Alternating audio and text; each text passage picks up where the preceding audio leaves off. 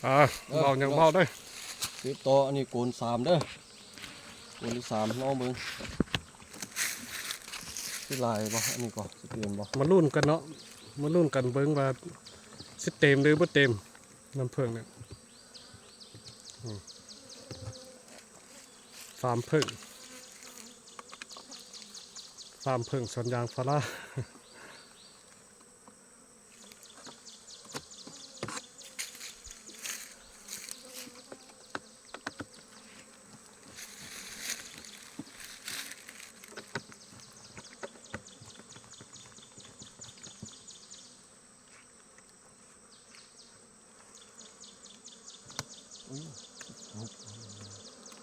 ล้านน่ะเด้ เต็มเลยพี่น้องงาม สุดยอดโอ้พี่น้องเอ้ยเบิ่งแม่ความงามของน้ำผึ้งสดของธรรมศาสตร์ สุดยอดเลยของธรรมศาสตร์ได้เห็นบ่เนี่ย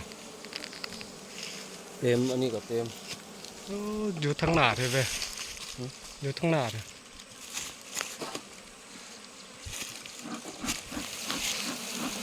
นี่พ่นควันเนาะเพื่อป้องกันบ่ให้แม่มันตายหลายมันจะบ่ให้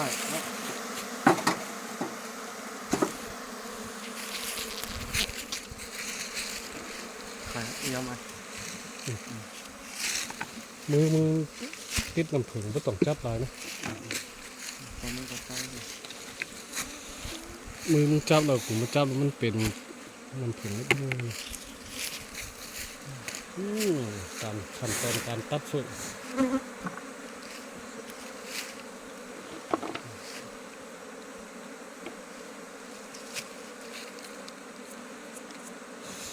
ทั้งผึ่งเห็ดแล้วนี่จะสบายเอาง่ายสบายเก็บกู้ง่ายอันฝาทั้งเทิงนี่โอ้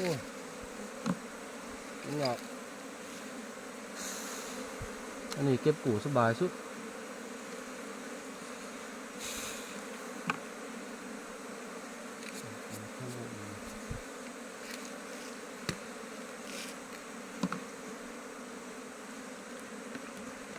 ฟอยตัวสีขาวนะเปียกมันเลย เต็มห้างเลย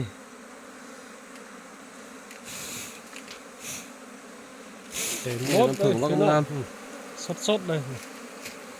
สดของแท้น้ำจุดมันเถอะ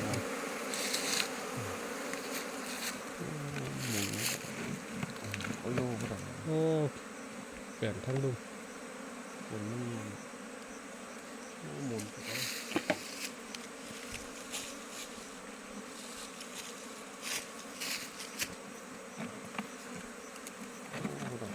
ย้ำเอา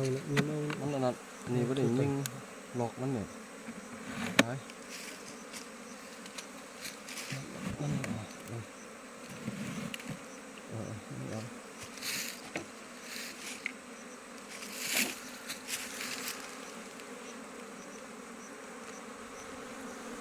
ถึงเดือน5งามแ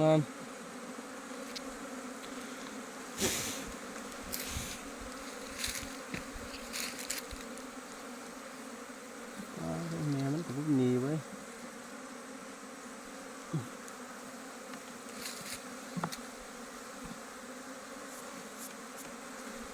นี่ห้างบ่ใหญ่ปานใดแต่ว่าน้ำผึ้งเต็มเลยเห็นไหมน้ำผึ้งอัดหมด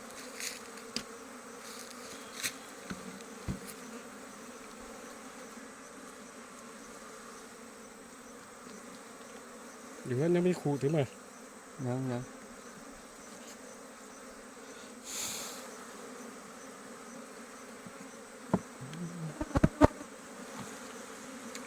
่ขู่ถึงดี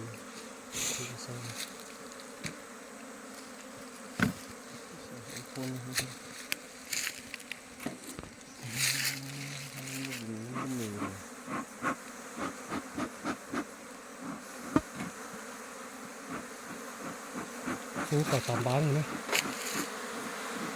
ตามบ้านพวกนี้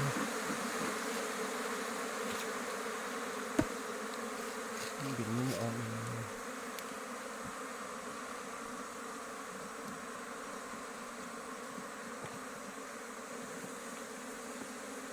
มีดกวาดออกไปเลย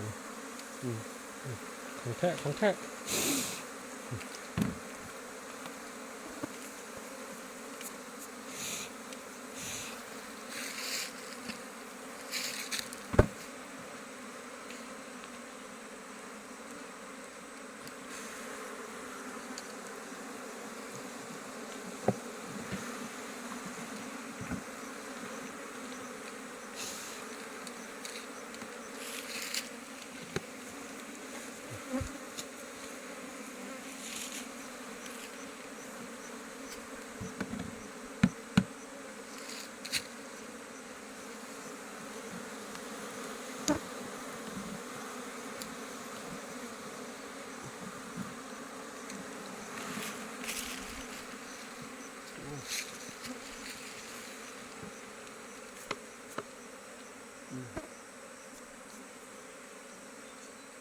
สุดยอดเลย ว่าสามเหลี่ยมที่สุดอย่าซ้ายกับเฮ็ดซ่าๆโอ้คักสุดก่อนนี่นะเต็มที่น้ำหมดเลย ถึงที่นี่งามสุดเลยมันบ่ถึกโฝน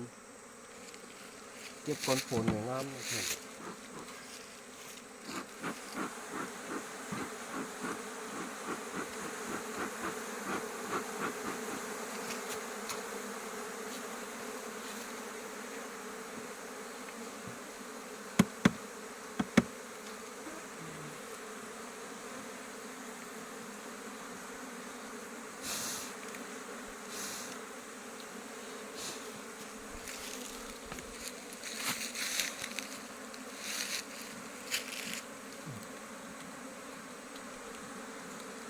ป้าทั่ว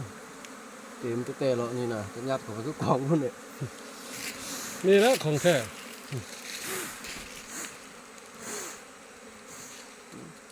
ซอกหนึ่งซอกหนึ่งไม่แต่แล้วให้มึงท้ายอันหูบเอาให้น่ะคิดเลยแล้วก็ท้ายหูเป็นอัน